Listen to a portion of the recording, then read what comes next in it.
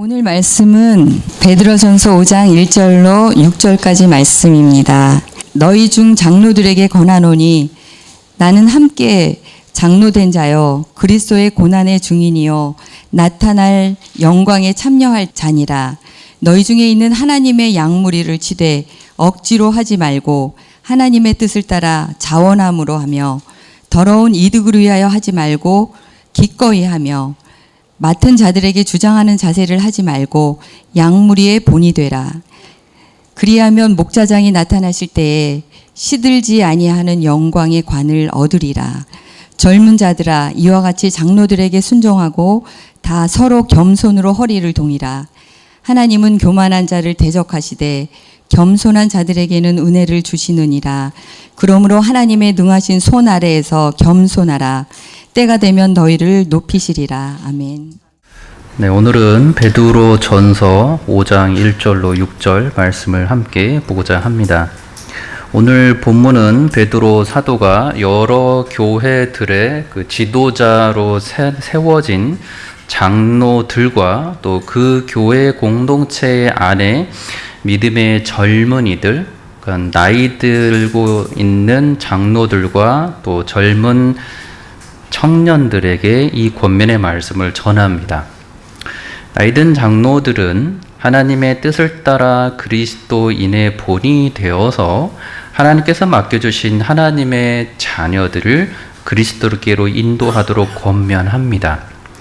그리고 그에 비하여 젊은 이들, 청년들에게는 이러한 장로들에게 순종하고 또한 교회 공동체 안의 신자들을 위하여서는 서로 겸손히 섬기도록 권면합니다. 그러한 청년들에게는 하나님의 때가 이르면 하나님께서 그를 높여주실 것이라고 격려해주고 알려주고 있습니다. 이러한 말씀을 바탕으로 1절부터 보게 되면 이렇게 베드로가 말합니다. 너희 중 장로들에게 권하노니 나는 함께 장로된 자요 그리스도의 고난의 증인이요 또 나타날 영광에 참여할 자다라고 말합니다. 장로들은 이 유대교의 그 공예나 또 사내들의 구성원들을 이 장로들이라고 칭했었는데 성경에 이 대지사장들과 장로들이라는 표현이 자주 나오고 있습니다. 유대교 내에서 종교적인 특별한 결정을 내릴 수 있는 그 존경받는 위치에 있었던 사람들, 그 사람들이 이 장로들의 근본적인 사람들입니다. 그리고 그러한 결정을 내렸을 때 또한 사람들은 그 결정에 대해서 권위 있는 결정으로 인정하고서 그 결정을 따랐던 사람들, 그 사람들이 있었던 존재가 바로 이 종교 지도자들의 위치에 있었던 장로들입니다.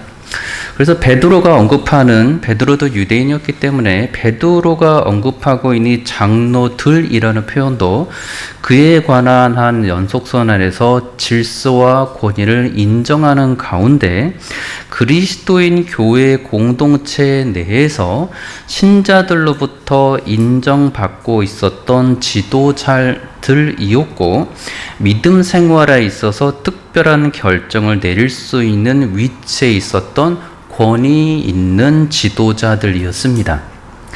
그러니 자연스럽게 이 장로들은 우리 교회 현실에서 비추어 보면 담임 목회자로 보시고서 이 말씀을 하나하나 여러분들이 적용해 나가시면 좋을 것 같습니다.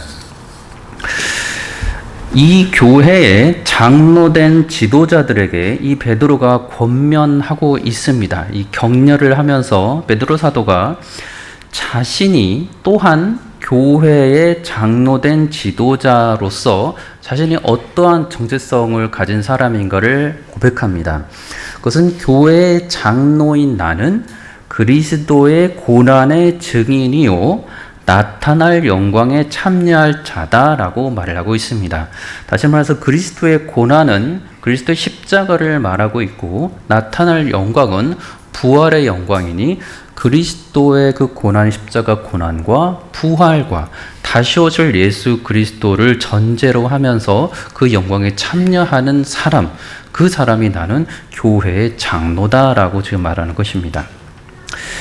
그리스도의 고난들은 그리스도께서 하늘 영광을 내려놓으시고 이 땅에 사람의 형상으로 오신부터가 사실상 피처남으로 오신 그리스도의 고난의 시작이었습니다. 성경은 예수께서 이 땅에 빛으로 오셨지만 그 빛으로 오신 그리스도를 세상이 알아보지 못했다라고 말합니다.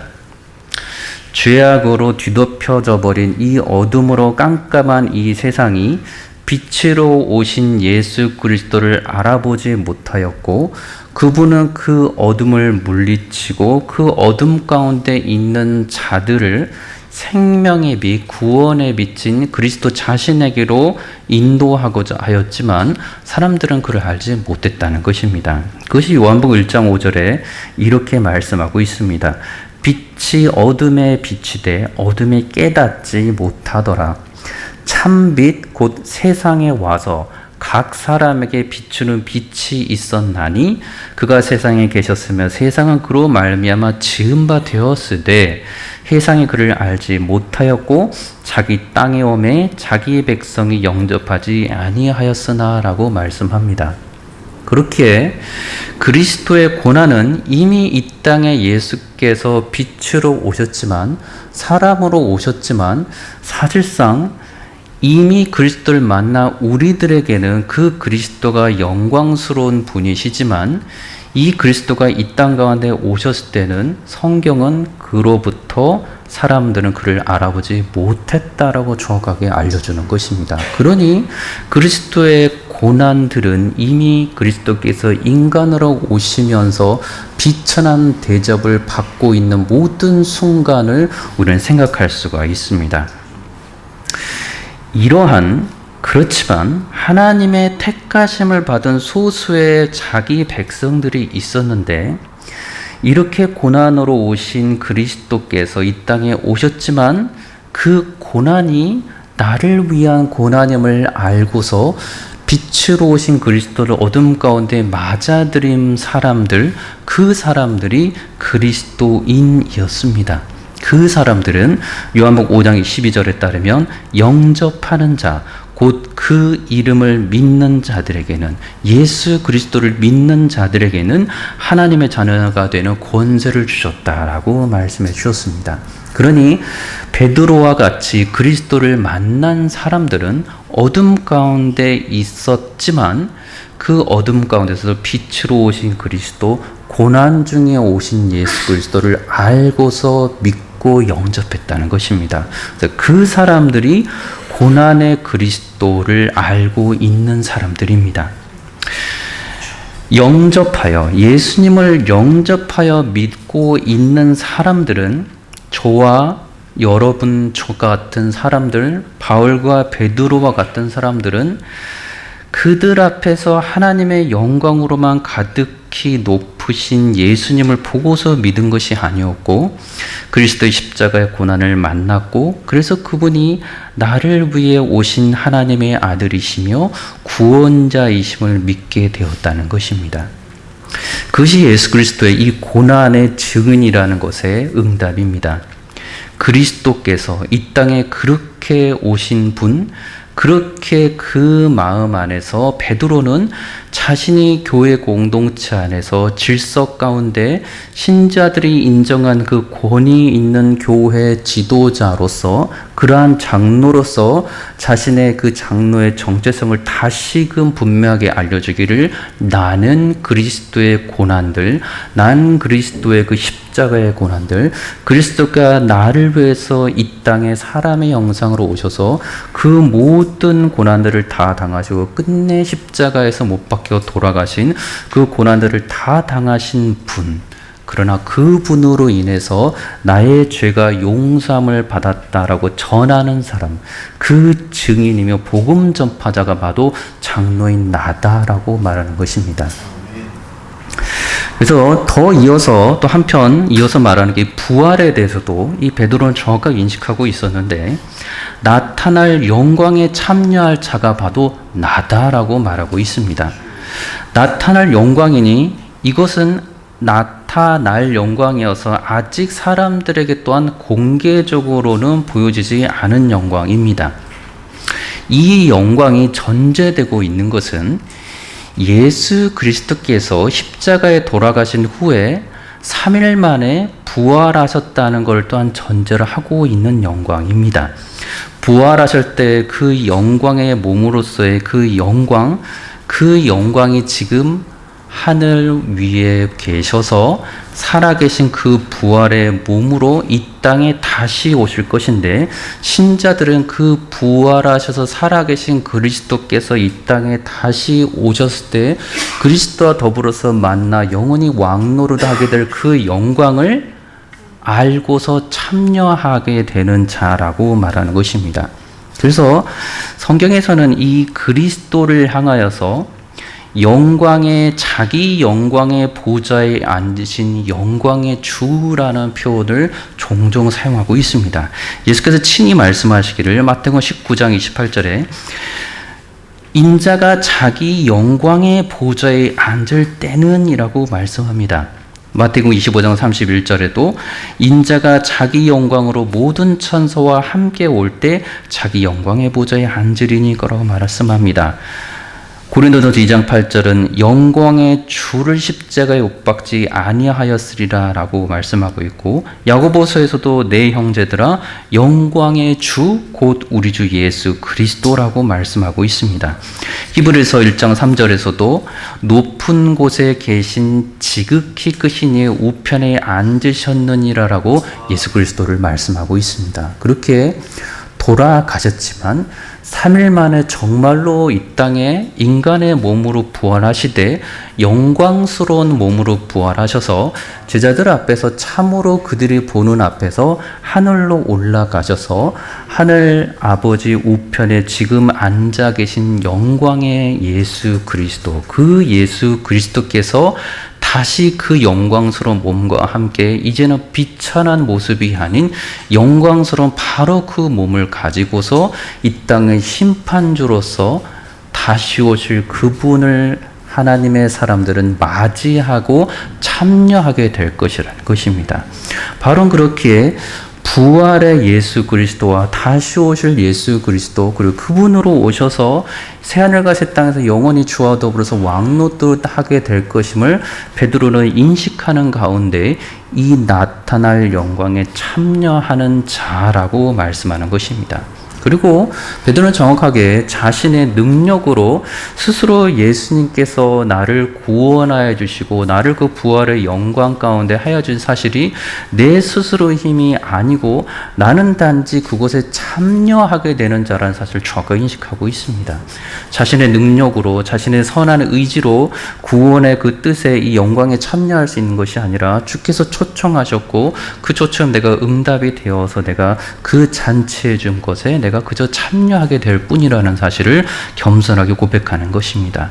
네, 그것을 전하는 사람, 그 사람으로도 자신이 장로다라고 지금 말하는 것입니다.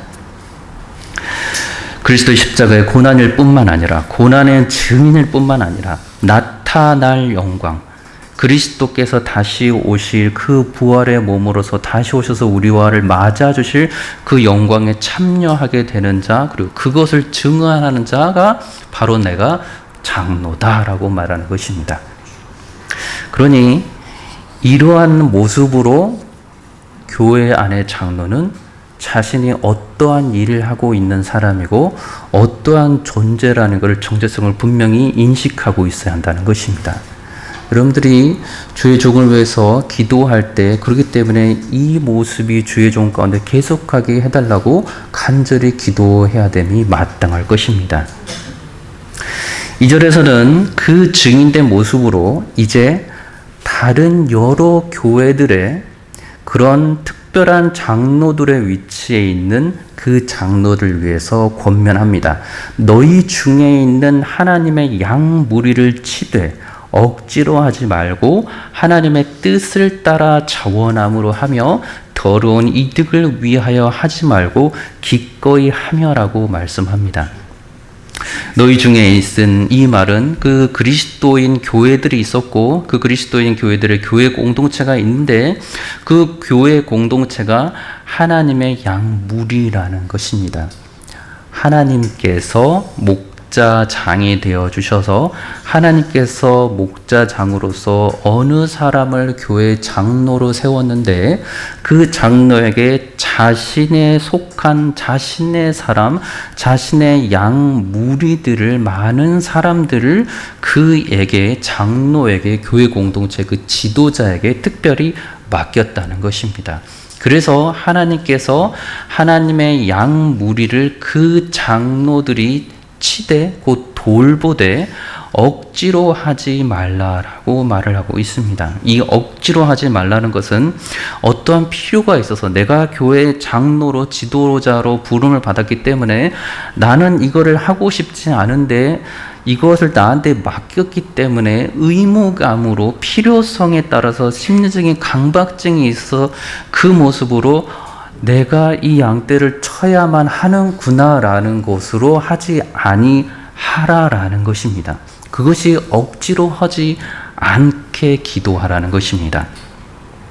그렇게 억지로 하지 말고 강제적으로 하지 말고 내가 의무적으로 하지 말고 하나님의 뜻을 따라 자원함으로 하라라고 말하고 있습니다.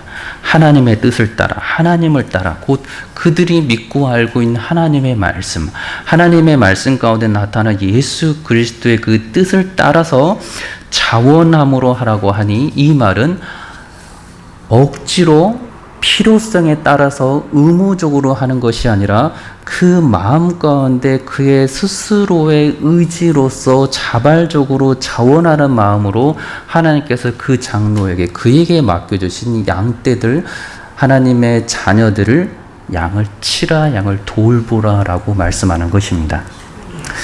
또 장로들에게 말하는 것은 더러운 이득을 위하여 하지 말고 기꺼이 하라라고 말하고 있습니다.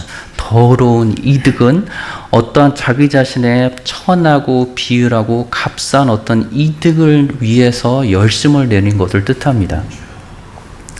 열심을 내지 않고 게으르는 것에 집중하는 것이 아니라 지금 이 말은 더러운 이득이 있는데 그 더러운 이득은 영광스러운 주의 그 뜻을 위함이 아니라 자기 자신의 특별한 개인적인 사사로운 이득, 그래서 천하고 비열하고 값싼 그 이득을 위해서 열심을 내어서 양무리를 치지 말라라고 지금 권면하는 것입니다. 그 권면이 지금 베드로는 그리스도의 십자가의 고난을 알고 부활의 소망과 재림의 그 영광스러운 소망을 기다리고 있는 그 장로를 향하여서 그래서 그들을 향하여서 맡겨진 양들을 향할 때 자기 자신의 사사는 유익을 위해서 열심을 내지 말고 기꺼이 하라라고 말씀하고 있습니다. 이 기꺼이 하라라는 말은 내가 정말로 즐거운 마음으로 열정적으로 확실한 의지를 가지고 양무리를 친다라는 말씀입니다. 그러니 그 그리스도를 알고 있는 사람들은 그리스도가 어떻게 나를 구원하여 주시고 어떻게 성령 가운데 나를 거룩하게 지금도 역사하고 계신 것을 그가 먼저 경험하고 있는 자들이기에 그리스도께서 자신을 그렇게 목자로서 인도해 주고 계신 것처럼 그 장로 또한 그에게 맡겨준 하나님의 양들을 더러운 이득, 그 더러운 이득을 위해서 열심 내지 말고 자기 자신의 열정을 가지고 양무리를 치라라고 지금 말씀하는 것입니다.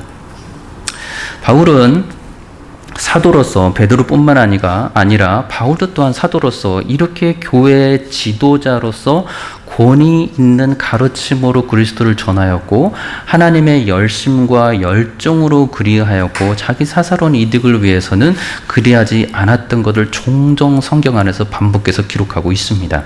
그리고 오히려 그 당시에도 자기 유익을 위해서 열심을 내는 자들이 있었는데 바울은 그들을 향하여서 거짓 사도이며 속이는 일꾼이라고 경고하면서 주의하라라고 명하고 있습니다.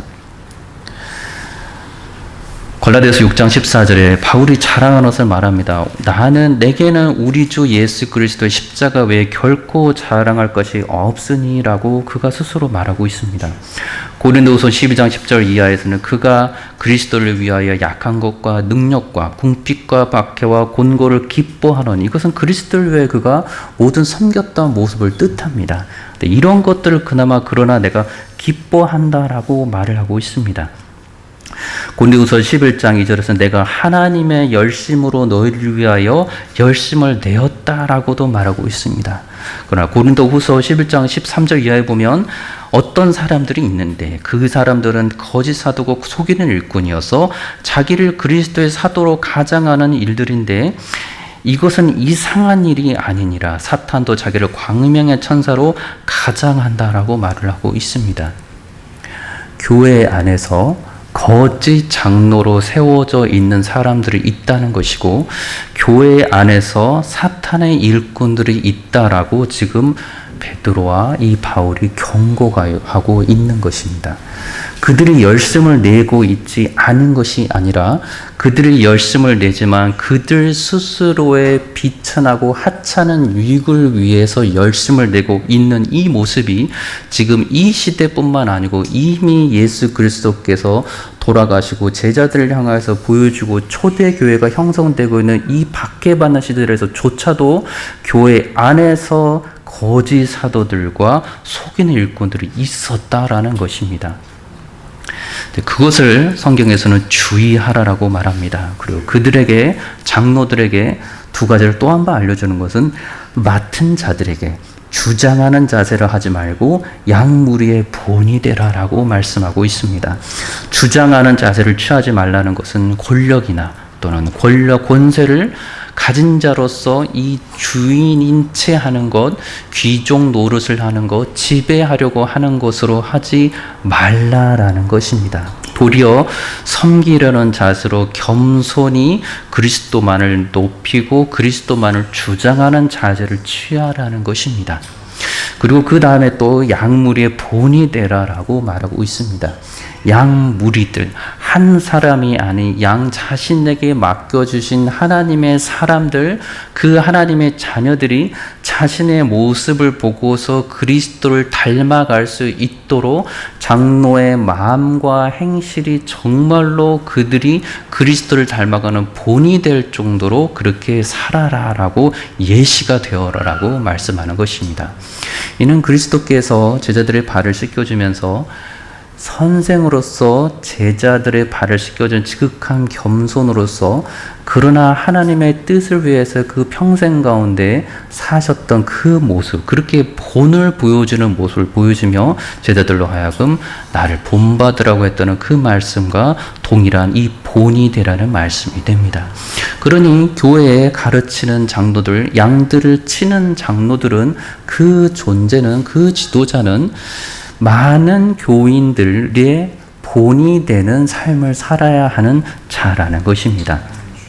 그러니 신자들이 교회 장로들을 위해서 기도하는 이 부분들은 정확하게 그들로 하여금 그리스도를 닮아갈 수 있는 본이 되게 하여 주소서라는 기도를 계속해서 들을 줄 알아야 합니다. 자, 그렇게 하면 장로들은 계속해서 수고하고 섬기고 있는데 그러면 어떠한 상을 받게 됩니까? 그 장로들에게 맡겨진 상이 있으니, 상급이 있으니 그것은 4절에 목자장이 나타나실 때 목자들의 장이시고 목자들의 우두머리고 머리 대신 부활하신 우리 주 예수 그리스도께서 다시 오실 때, 재림하실 때 시들지 아니하는 영광의 관, 이 영광은 사람이 줄 수 있는 이 세상의 것이 아닌 하늘 아버지로부터 친히 주께서 주시는 시들지 아니하는 영원한 관이라고 말씀합니다. 이 관을, 이 특별한 상급을 이 장로들이 받게 된다는 것입니다. 그렇다면 이러한 장로들에게 교회 가운데 나이든 장로와 그리고 말씀을 전하고 목회하는 그 장로가 있고 그리고 그 장로의 가르침을 받는 젊은이들이 있는데 그 젊은이들에게 권하는 말씀이 5절과 이 6절의 말씀입니다. 젊은 자들아 이와 같이 장로들에게 순종하고 그렇게 주를 따르는 장로들에게 순종하라는 것입니다. 이 순종이 지난번에도 여러 번 반복돼서 말씀드렸지만 내가 낮은 자리에 있는 것을 알아서 질서 안에서 낮은 곳에 있는 것을 알아서 기꺼이 나를 가르치는 저 장로는 나보다 높은 곳에 있는 분임을 알아서 그분에게 복종하고 순종하라는 것입니다. 그런데 성경은 이 단어를 여러 가지로 우리말 언어로 번역했는데 이것을 복종하라, 항복하라, 굴복하라, 제재를 받으라라는 말까지 사용하고 있습니다. 다시 말해서 순종하라는 이 단어는 나라는 생각과 나라는 뜻이 있는데 그 뜻을 먼저 주장하는 것이 아니라 장로들의 뜻, 곧 장로들을 통하여서 주시는 예수 그리스도의 뜻이 있을 때 그 뜻을 내 뜻에서 제재받기를 기꺼이 한다라는 말을 뜻하고 있습니다.